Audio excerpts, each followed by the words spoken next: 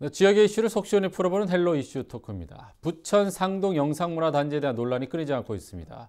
5,500세대에 이르는 대규모 주거시설이 들어선다는 계획이 알려지면서 영상단지로 재기능을 할 수 있느냐, 주거단지로 전락하는 것 아니냐는 우려와 함께 영상단지 사업을 전면 재검토해야 한다는 목소리도 나오고 있습니다. 현재 상동 영상단지는 우선 협상 대상자로 선정된 GS 컨소시엄과 협상 중인데요. 과연 미래 부천 영상 문화를 육성할 단지로서 재기능을 할 수 있을지 살펴보겠습니다. 자, 오늘 함께 이야기 나눌 두 분 오셨습니다. 오세관 경기일보 기자 그리고 광리경 부천시의원 함께 자리해 주셨습니다. 안녕하세요. 안녕하십니까. 네, 반갑습니다. 네. 자, 얼마 전 행정사무감사 때도 조금 시끄러웠죠, 이 문제가. 당초에는 한 1,000세대가 들어온다 이런 얘기들이 있었는데 컨소시엄 이제 업체가 선정이 되면서 5,500세대가 늘었어요. 왜 이렇게 세대수가 늘어난 거죠? 그러니까 왜 이렇게 늘었습니까?라는 질문에는 우선적으로 보면 이제 시에서 세대수 제한을 두지 않았기 때문이고요. 가장 큰 요인은 기존의 그 통합개발 이전에는 단계별로 추진하면서 1,000세대 미만이라는 제한을 두었습니다. 근데 이제 1,000세대 미만을 두고 보니 학교 신설에 대한 문제도 있고 여러 가지 문제들이 발생하니까 뭐 일단은 세대 수를 제한을 두지 않았던 것 같고 또 통합 개발을 하면서는 결국은 그 큰 땅을 어떤 한 건설사가 다 책임지기가 힘들잖아요. 그러니까 그 통합 개발의 내용을 영상문화 단지를 만들어주는 조건으로 아파트를 짓게 해주는 그런 내용이 된 것 같고, 그러다 보니 건설사 입장에서는 결국은 수익을 낼 수 있는 곳은 아파트밖에 없거든요. 그렇죠. 그러니까 영상문화단지를 거의 비수익이라고 한다면 아파트가 거의 수익이 되기 때문에, 그러다 보니 세대수를 늘려야지만 건설사도 이익이 될 테고 그런 맥락에서 세대수는 계속 올라가지 않았나 그런 생각을 해봅니다. 그야말로 미끼 상품 같은 뭐 그런 거라고 보면 되는 거죠? 그렇게도 볼 수 있죠. 너무 심한 말인가요?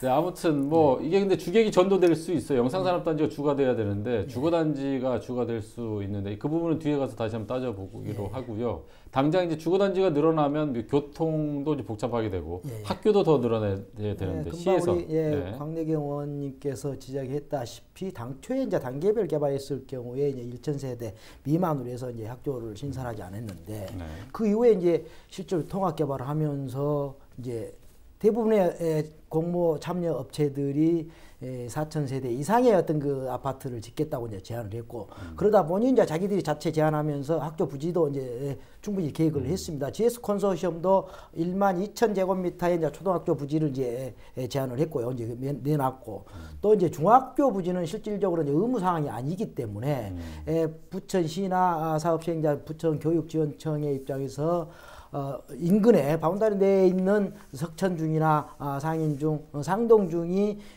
학생 수들이 감소하고 있기 때문에 충분히 거기서 수용하면 괜찮다고 판단하고 있기 때문에 학교 문제는 없을 걸로 생각하고 있습니다. 이제 다만 이제 교통 문제가 이제 심각한 건데, 사실 뭐 대규모 개발을 하다 보면은 교통 영향 평가를 이제 하게 되잖아요. 그 교통 영향 평가들을 하기만 하면 사실은 뭐 교통이 이제 개선될 수 있는데, 워낙 그 주변 일대가 이제 외곽 순환 고속도로에 인접해 있는 지역이고 중동 IC 램프 구간이 이제 교통 체증의 어떤 상습 체증 구간이기 때문에 대규모 아파트 시설 또 수백만 명이 찾아드는 어떤 그 비수익 시설, 이제 문화 앱톤 시설이라든가 모든 시설들이 들어오게 된다면 교통 체증은 불을 보듯 뻔한 거라고 보여지고 있거든요. 그래서 이제 시는 이제 영상단지의 동서로 나눠지는 도로가 이제 두 개 있기 때문에 그게 이제 분산될 걸로 예상을 하고 있고, 또 이제 사실 이제 국토부에서 지금 장수 IC에서 김포 T지가 가는 지하도로를 개설할 계획을 갖고 있기 때문에 그렇게만 된다고 하면 충분히 이제 외곽 순환도로의 어떤 교통 체증이 이제 분산될 걸로 보고 있고, 또 이제 그 동부천 IC를 지금 부천시나 시의회가 이제 반대를 하고 있지만 결국은 동부천 IC도 이제 신설될 걸로 보고 있어요. 동부천 IC가 신설된다면 또 부천 시민들이 중동 IC를 이용하지 않고 이제 그쪽으로 이제 교통이 분산되기 때문에 상동 영상문화단지 개발로 인해서 교통 체증은 그렇게 심각하지 않을 걸로 보고 있습니다. 하지만 적어도 영상문화단지가 연간 뭐 수백만 명의 어떤 그 이용객들이 드나들 수 있는 그런 부천 최고의 어떤 서부 수도권의 랜드마크를 한다고 본다면 많은 이용객들이 몰려들 거 아닙니까? 그렇다 보면 체증은 충분히 불가피할 걸 보고 그 전에 충분히 중앙정부와 이제 국토교통부겠죠. 중앙정부와 최대한의 어떤 서울 외곽 순환고속도로의 상습 정체를 해결하는 방법을 가장 먼저 강구해야 된다고 생각하고 있습니다. 네, 교통, 뭐 교육 이런 문제들은 어떤 대책을 마련한다고 치고요. 그렇다면 영상 관련 시설이 이제 주거 시설이 늘어나기 상대적으로 줄어들 수밖에 없고. 그럼 또 그 기능이 과연 제대로 이루어질 수 있을까라는 의구심도 있는데. 그 부분에 대해서는 어떻게 생각하세요? 충분히 지금 전체 면적의 40%가 이제 주거 시설로 이제 돼 있다고 이제 지금 부천시는 보고 있습니다. 사실은.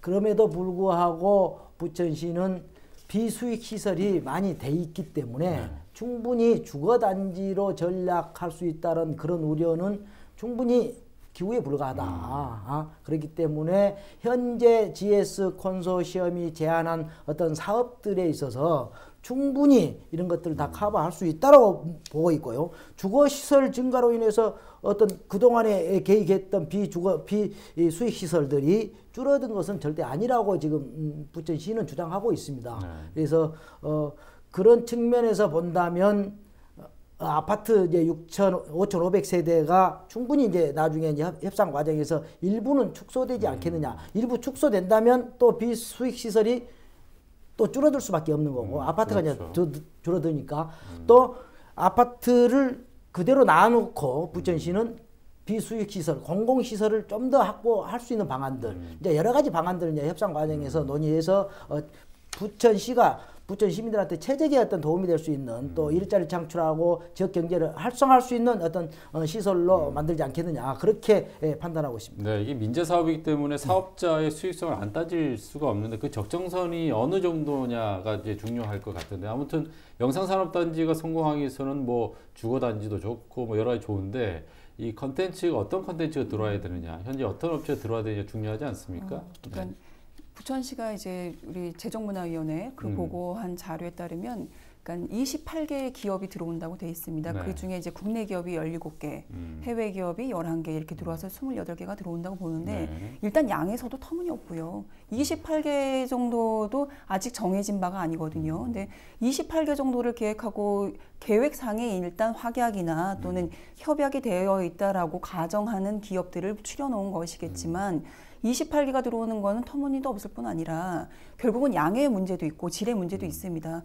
그 중에 내용으로 보자면 이제 예를 들어서 방송국이 있어요. 근데 방송국이 우리 지금 CJ 헬로비전처럼 이렇게 본사가 들어와서 운영하는 것과 그 프로그램에 한 스튜디오가 들어오는 건 굉장한 내용과 질이 다르잖아요. 그러니까 그런 차원에서 볼 때도 굉장히 다르고 실제로 소니 픽처스가 들어온다고 하는데 아직 확정된 것도 아니지만 그 대부분의 기업들이 들어온다는 게 소니 픽처스를 포함해서 어떤 내용으로 어떻게 들어오냐가 저는 중요하다고 봐요. 어떤 일부분의 사무공간으로 들어오는 그런 맥락이라면은 말이 안 되는 거고요. 실제로 거기서 진짜 뭐 예를 들어 어떤 제품을 생산해서 그 생산을 해서 판매까지 하고 그 판매 시설에 대한 그런 문화적인 창출이 우리 부천시의 어떤 주민들에게 이익이 된다든가 아니면 그게 우리 시의 보탬이 세수로든 뭐든 보탬이 된다든가 이런 맥락으로 되어야지만 이 기업이 잘 들어왔고 어떤 내용적으로도 그렇고 그런 기업이 들어와서 우리 시에 보탬이 되는 부분들이 분명히 있어야 되는데 지금 상태로는 이런 게 있을 수 있을까 하는 의구심이 좀 들 뿐만 아니라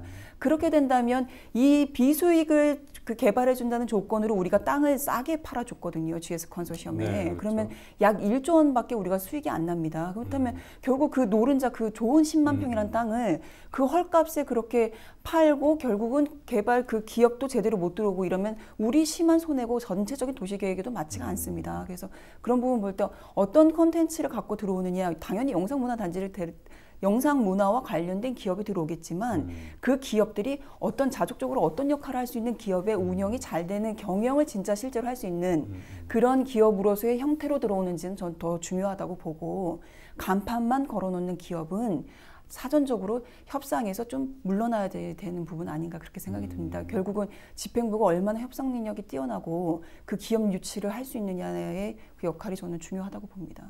대표적인 기업이 이제 소니 픽처스인데요. 뭐 영화 만드는 뭐 영화 사업도 하고 게임 사업도 하고 여러 가지 사업을 하는 걸로 알고. 그렇죠. 의원님 말씀은 이제 소니 픽처스가 들어온다라는 얘기는 있었지만 오피스 형태의 어떤 뭐 사무실이 들어오는지 아니면 뭐 스튜디오 대형 스튜디오 들어오는지 이렇게 정해진 게 아니라는 거죠. 그렇죠. 지금 그러니까 소니 픽처스가 들어온다고 하는 보장도 분명하지 않고요. 그래서 우리가 계속 논쟁이 되고 있는 부분이 그 부분입니다. 소니 픽처스가 안 들어오면 그럼 이 사업은 어떻게 끌고 갈 것이냐 끝까지 그 부분은 굉장히 첨예하게 달라지는 내용이 있거든요. 그러니까 소니 픽처스 하나만을 바라보고 GS 컨소시엄이 된 것 같은 분위기가 있잖아요. 근데 거기에 만약에 그 부분이 빠지면 완전 거품이 빠져버리게 되면 그때 우리 시는 너무나 당혹스러울 것 같아요. 그거에 대한 대안이 무엇이냐. 그리고 정말 소니 픽처스가 실제로 들어올 수 있다면 그야말로 어떤 공증이라는 어떤 법적인 효력을 가진 그런 계약서상에 뭔가를 가지고 들어와야 되는 거 아니냐. 근데 이제 저는 그 부분에서 시의 역할이 좀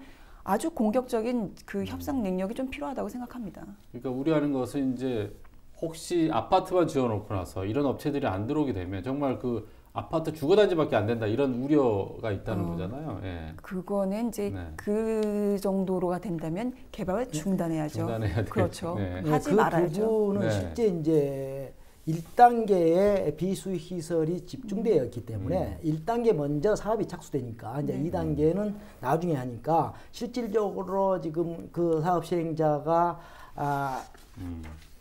자기들 아파트만 건립하고 떠나지 않는 구조랍니다. 사실 이제 어쨌거나 이제 1단계 그런 안전 장치가 마련돼 있어요. 그리고 이제 아까 이제 우리 강내경 의원님께서도 이제 헐값 매각이라고 했는데 저도 이제 헐값 매각이라고 생각을 하고 있습니다. 근데 제가 대비를 해봤어요. 1,400억 1조 4천억을 쓴 업체와 1조 900억이죠. 지금 GS가 1조 900억 거기서 3천억 차이가 나는데 거기에서 이제 공공시설 부분이 이제 또 많이 차이 나더라고요. 그러니까 많이 쓴 데는 공공기업 부분이 한 5천억 정도 되고요. 이제 GS 콘소는 적게 쓴 데는 이제 9천억 정도. 그러니까 협상 과정에서 땅값을 좀 올릴 경우에는 공공수익, 비수익 시설이 이제 차지하는 비율이 좀 더 이제 적어지는 걸로 보여지고 있고요. 이제 소니 픽처스와 이제 마블 익스피리언스가 이제 사실 이제 논란이 돼 있었고 이제 행정사무감사에서 이제 문제가 제기됐었는데 이제 소니 픽처스가 이제 세계 이제 5대 영화사랍니다. 사실 뭐 그것만 들어오면 부천에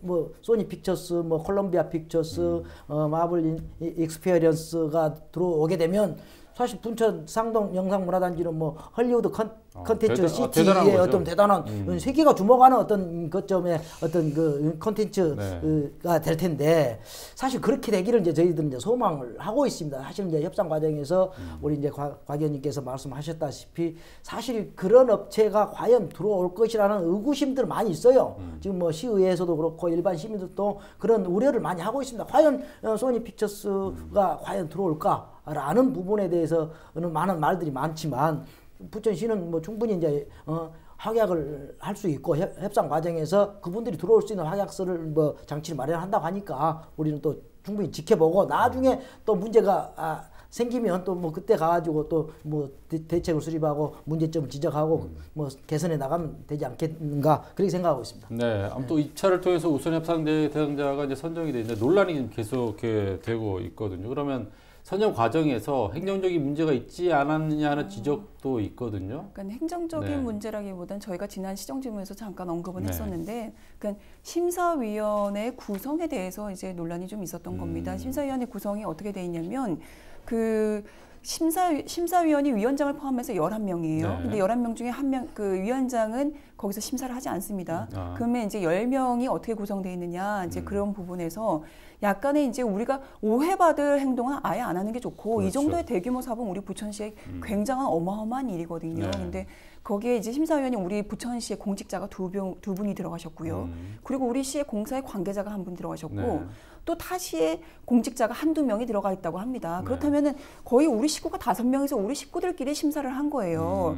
그렇다면은 이게 공정하냐 안 공정하냐는 차제로 하더라도 공정하다고 더 공정하다고 생각할 정도의 심사위원을 구성한다면 이런 오해의 소지는 없거든요. 그러니까 굳이 굳이 오해의 소지를 만들고 우리는 굉장히 공정하게 했는데 이런 논란을 하는 거는 우리 부천시 입장에서는 불쾌하다고 합니다만 저는 그 부분에서는 공감하지 않습니다.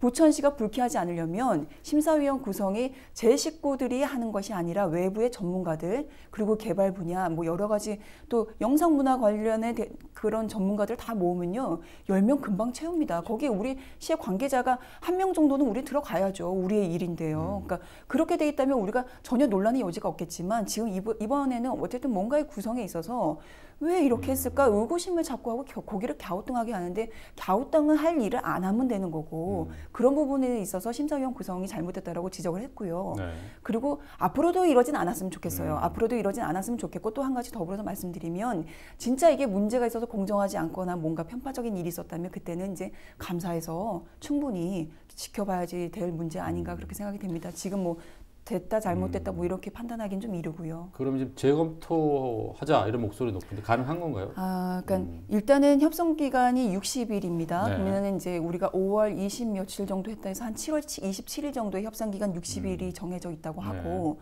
협상 기간이 끝나도 아마 연장할 수 있는 걸로 돼 있어요. 상호간 그 협상이 되면 합의가 되면 그렇다 그러면은 연장을 해서 결국은 이제 재정문화위에 공유재산 심의가 남아 있습니다. 그래서 공유재산 심의에서도 더 첨예하게 다루고 첨예하게 내용들을 검토해봐야지 무조건 지금 약간의 몇 가지가 불거졌다고 해서 재검토하자라고 하는 것은 제가 야당이라고 해도 집행부한테 그냥 하지 마 소리밖에 안 되거든요. 그거는 부천시에 결국은 이익이 되지 않아요. 그러니까 적어도 공유재산 심의나 공개적으로 공식적으로 우리가 살펴보고 짚어봐야 될 부분들 그리고 지적해야 될 부분들을 분명히 살펴보는 것이 우선은 온당하다고 보고요.